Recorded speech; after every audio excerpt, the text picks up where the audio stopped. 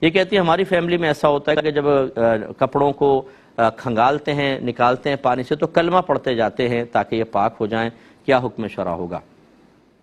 اللہ تعالی ہماری ایسی بہنوں پر بہرحال رحمت نازل فرمائے کہ جنہوں نے ایک نیا دین اپنے گھر میں وضع کر لیا اور انہوں نے اصل دین کو سیکھنے کی کبھی زحمت گوارہ نہ کی۔ اسی لیے میں گزارش کرتا ہوں، آپ کے بڑے بہت بڑے ہوں گے، بہت اچھے ہیں، اللہ اگر وہ فوت ہو گئے اللہ ان کو جنت الفردوس میں اعلیٰ مقام عطا فرمائے، لیکن گھر کے بڑوں کا ہر کام صحیح ہو یہ ضروری نہیں ہے۔ ان کے کاموں کو بھی، ان کی سوچ، ان کے نظریات، ان کے اقوال، ان کے عادات و اطوار جو آپ میں سرایت کر کے نسلوں میں جا رہی ہے، اسے ایک دفعہ شریعت پر پیش کرنا ضروری ہوتا ہے۔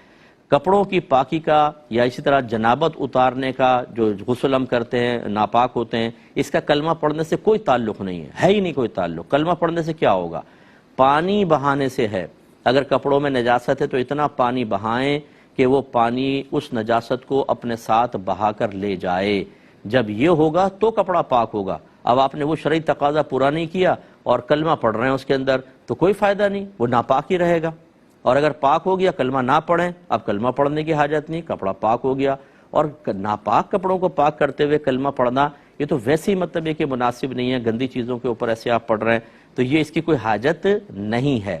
صرف صحیح طریقہ سیکھنے کی ضرورت ہے اور وہ صحیح طریقہ ہم سیکھتے نہیں ہیں۔ سارے پاک ناپاک کپڑے واشنگ مشین میں ڈال دیتے ہیں، وہ ہے قلیل تھوڑا پانی، جیسی کپڑے اس میں ڈالتے ہیں نجاست جیسی پانی سے ملتی ہے سارے ناپاک۔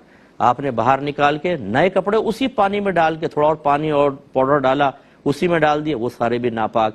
اب ان کے اندر آپ ان کو نچوڑ کر ایک ٹب میں پانی لے کر انہیں ڈالتی ہیں کپڑوں کو جھاگ نکالنے کے لیے، صابن نکالنے کے لیے۔ جیسے ٹب کے پانی سے یہ ناپاک سوٹ ملے گا وہ سارا ناپاک، خوب اچھی طرح گھما کے ایک کپڑا دوسرا کپڑا تیسرا کپڑا، پھر اس کو بہا دیا، نیا پانی لیا، ایک دفعہ اور نکالنے لگی، یہ سارے ناپاک، پھر جیسے ملیں گے سب ناپاک۔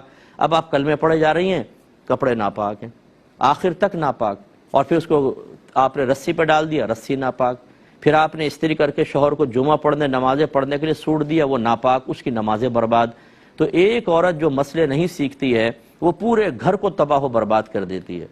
اور بڑی معذرت کے ساتھ میں بات عرض کرتا ہوں کہ ہمارا دیندار طبقہ بھی اس سے غافل ہے۔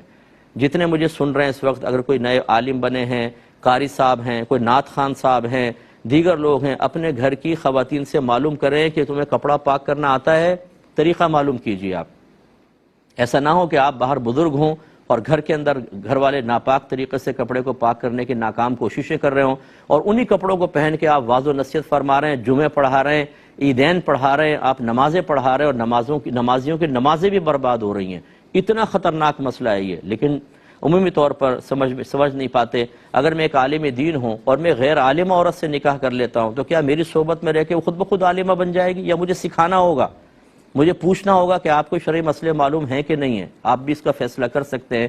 ڈاکٹر اگر کسی عورت سے نکاح کر لے تو وہ بھی ڈاکٹر ہو جائے گی، پی ایچ ڈی والا کسی لڑکی سے نکاح کر لے تو وہ خود بخود پی ایچ ڈی ہو جائے گی؟ ایسا تو نہیں ہو سکتا، سکھانا ہی پڑتا ہے۔